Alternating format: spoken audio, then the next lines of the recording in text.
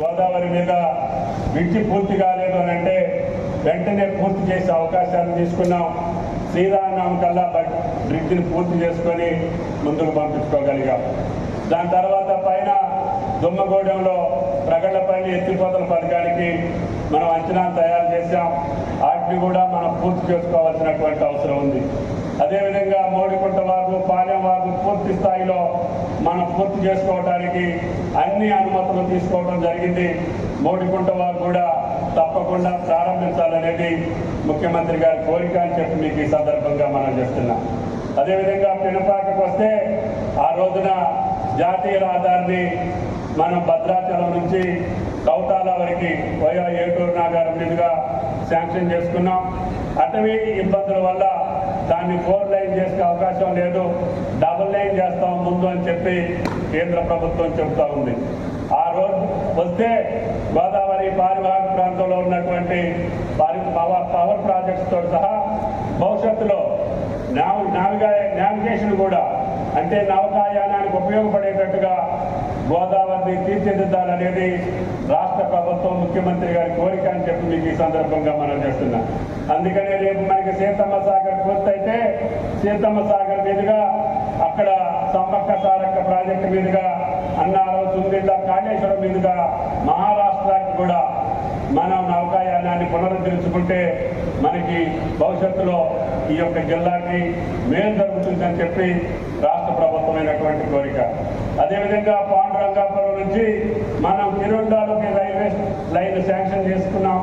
దాన్ని ప్రస్తుతానికి భద్రాద్రి వరకన్నా వెంటనే ఈ 2-3 సంవత్సరాల్లో పూర్తి చేయమని చెప్పి రాష్ట్ర ప్రభుత్వ పరంగా డిమాండ్ చేస్తున్నాం. అదేవిధంగా కొత్తగూడెం నుంచి హైదరాబాద్ రాష్ట్ర ఆర్థిక పరిస్థితి కొంత అస్తవ్యస్తంగా ఉన్న గత పాలనలో సిద్ధమైనటువంటి వ్యవస్థలన్నింటినీ కూడా పునర్వ్యవస్థీకరించుకుంటూ యంత్రాంగాన్ని ముందుకు నడుపుకుంటూ ఈ రోజున రాష్ట్ర అభివృద్ధి కోసం పాటుపడుతున్నటువంటి గౌరవ ముఖ్యమంత్రి గారి ఆధ్వర్యంలో తెలంగాణ రాష్ట్రం భారతదేశంలోనే ఒక మోడల్ రాష్ట్రంగా, ఒక అభివృద్ధి చెందేటటువంటి రాష్ట్రంగా సంక్షేమ కార్యక్రమాలు భారతదేశంలో ఎక్కడా లేనటువంటి విధంగా అమలు చేసుకుంటూ ముందుకు పోతున్నాం. మన జిల్లాకు సంబంధించి కూడా రేవంత్ రెడ్డి గారు మొట్టమొదటిసారిగా భద్రాద్రి వచ్చినప్పుడు మన కలెక్టర్ గారు ప్రతిపాదించినటువంటి స్థలాన్ని మళ్ళీ పునఃపరిశీలించి వాళ్ళు పెట్టినటువంటి అబ్జెక్షన్ రిజాల్వ్ చేసి వెంటనే నాకు కొత్తగూడెం ఇంపార్టెంట్, అక్కడ దక్షిణ అయోధ్యకు సంబంధించినటువంటి శ్రీరామచంద్రుడు ఏం చేసినటువంటి భద్రాచలానికి అది అవసరం కాబట్టి ఎట్టి పరిస్థితుల్లో కొత్తగూడెం విమానాశ్రయం కావాలని చెప్పి కేంద్ర మంత్రి స్పష్టంగా అధికారులకు చెప్పారని చెప్పి కూడా మీకు విజ్ఞప్తి చేస్తున్నా.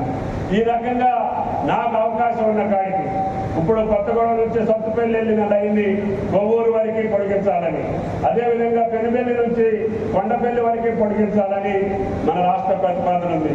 పక్క రాష్ట్రంతో కూడా మాట్లాడి వాళ్ళ దగ్గర కూడా అనుమతులు సంపాదించి తప్పకుండా వాళ్ళ అంగీకారంతో ఇటు అమరావతికి అటు రాజమహేంద్రవరానికి కొత్తగూడెం నుంచి నేరుగా పోయే అవకాశం.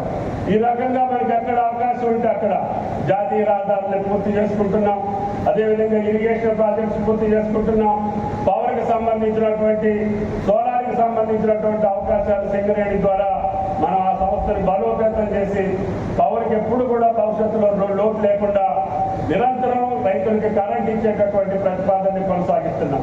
రైతులకు కావాల్సినటువంటి అన్ని అవసరాలని రైతు భరోసా కావచ్చు, రైతు బీమా కావచ్చు, దానికి కావాల్సినటువంటి అన్ని నిధులు కూడా సమకూర్చుకొని ఈనాడు రైతాంగాన్ని సుఖ సంతోషాలతో ఉంచేదానికి ఈనాడు భారతదేశంలోనే కొత్తగూడెం జిల్లా ఆయిల్ ఫామ్ హబ్ లాగా ఏర్పడింది.